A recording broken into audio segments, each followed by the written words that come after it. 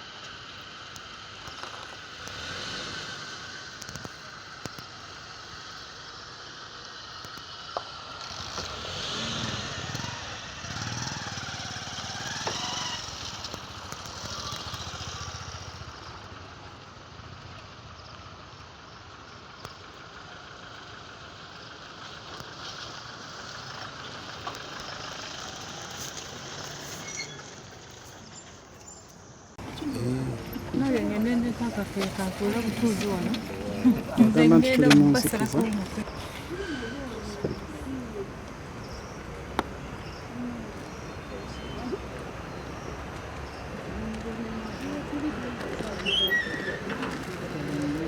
Yes, yes.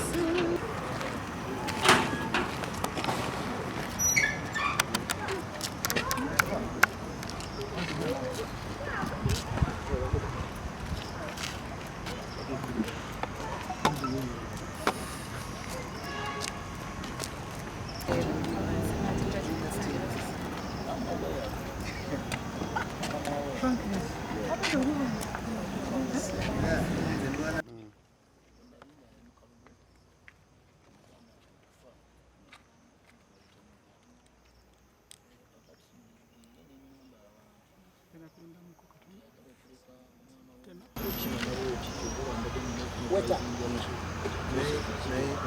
What the meeting? We don't know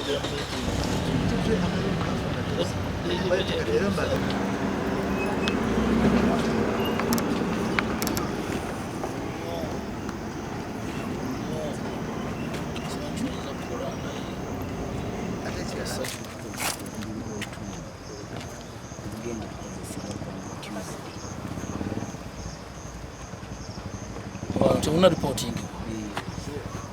Kisobo kangu nga wajja dawani.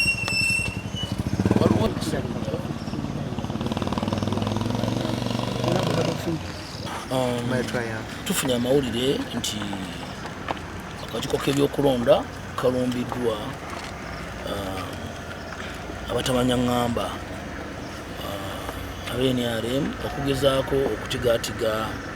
obubokisi babongeze batte obululu oba oliawo bateekemu obululu obufa favoringa era nga badde twafunye dda amawulire nti ku lwokubiri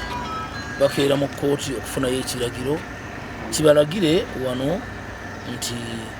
baddemu basumulula obubokisi kyokka nga amaze obutigaatiga amawulire ago olugafunye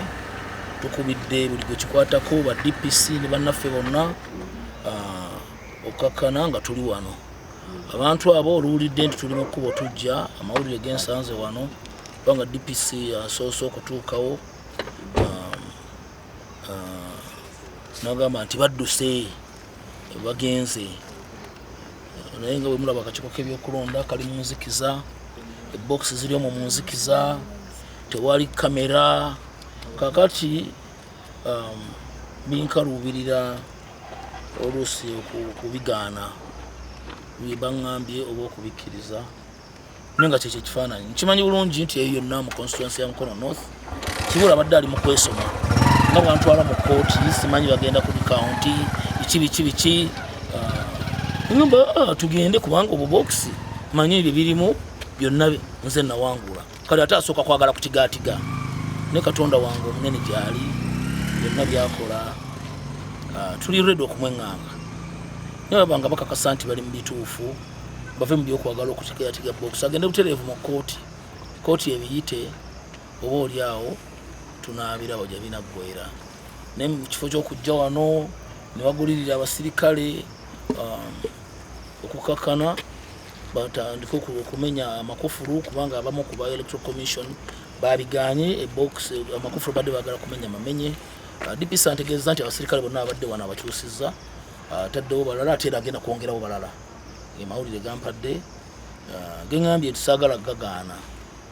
njagala nzikirize nti matuufu era omutima gwange ogakkirize nti ge matuufu naye nga nange bwekityo bwe kiri nabwekityo okulonda kwa Uganda bwekutyo bwe kuli nti afande gyebaleko nkudidde nze Kalyankolo Bukedde Mukono okusinziira ku ba-officers waliwo abantu ababadde bazze okulumbagana office za Electoral Commission e Mukono naye nga abasirikale baffe basangiddwawo nga bali bulindaala era tebabakkiriza kuzirumba oba kuziyingirira nga naye era weebali okulaba nti tekwali teziyingirirwa ye-information gye nnina ssebo naye nga tewali muntu yenna yayingidde munda tewali yayingidde neyanzanyo neyanzeege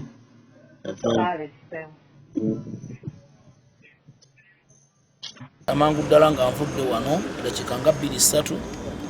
ndabe eki kyetuyinza okukola